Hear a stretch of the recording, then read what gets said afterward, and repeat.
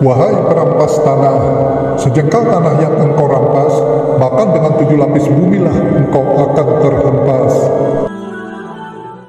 Assalamualaikum warahmatullahi wabarakatuh.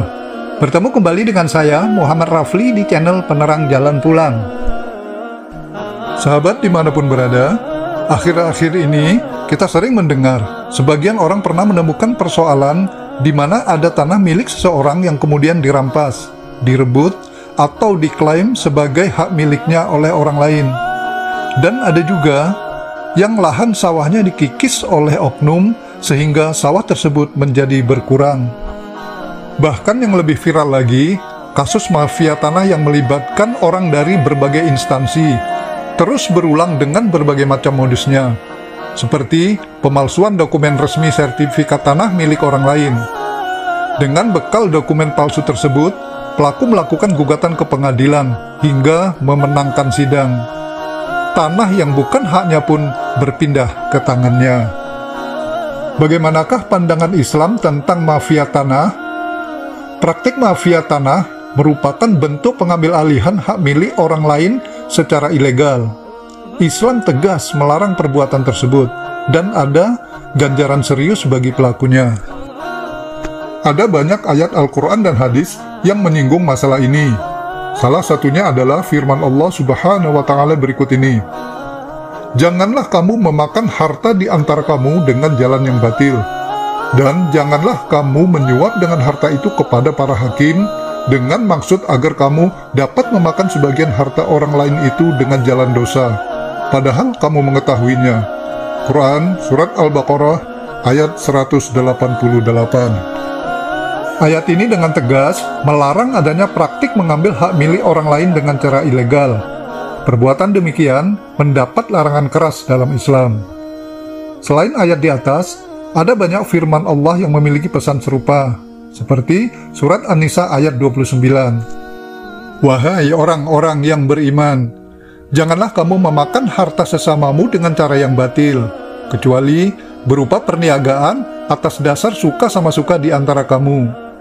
Janganlah kamu membunuh dirimu. Sesungguhnya Allah adalah Maha Penyayang kepadamu." Tanah adalah milik Allah, yang Allah izinkan untuk dimanfaatkan oleh hamba-hambanya sebaik mungkin. Oleh karena itu, Islam mengatur kepemilikan individu, masyarakat umum, dan negara. Islam pun mengatur cara meraih dan menggunakan kepemilikannya. Seluruhnya wajib sejalan dengan aturan Allah.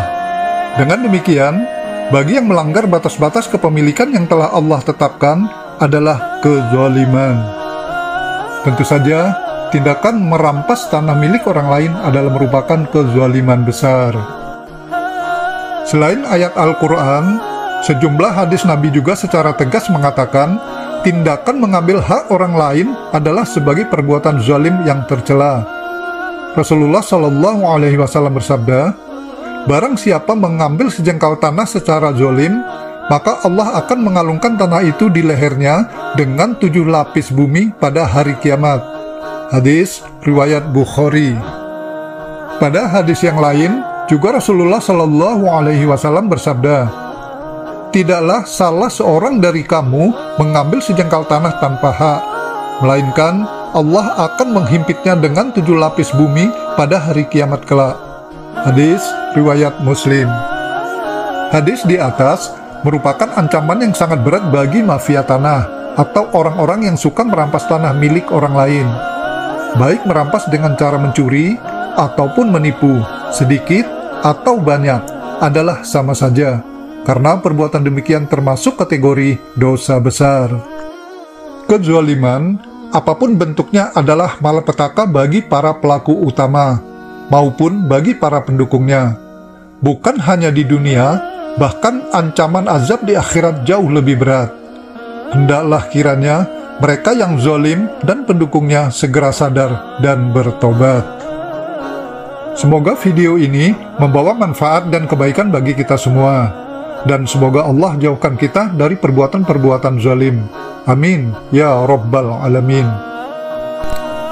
Sahabat dimanapun berada, terima kasih telah menonton video ini. Semoga video ini menjadi informasi yang bermanfaat. Dengan segala kerendahan hati, mohon bantuan sahabat untuk subscribe, like, komen, dan share untuk mendukung channel ini agar terus berkembang. Sampai ketemu di video selanjutnya. Wassalamualaikum warahmatullahi wabarakatuh.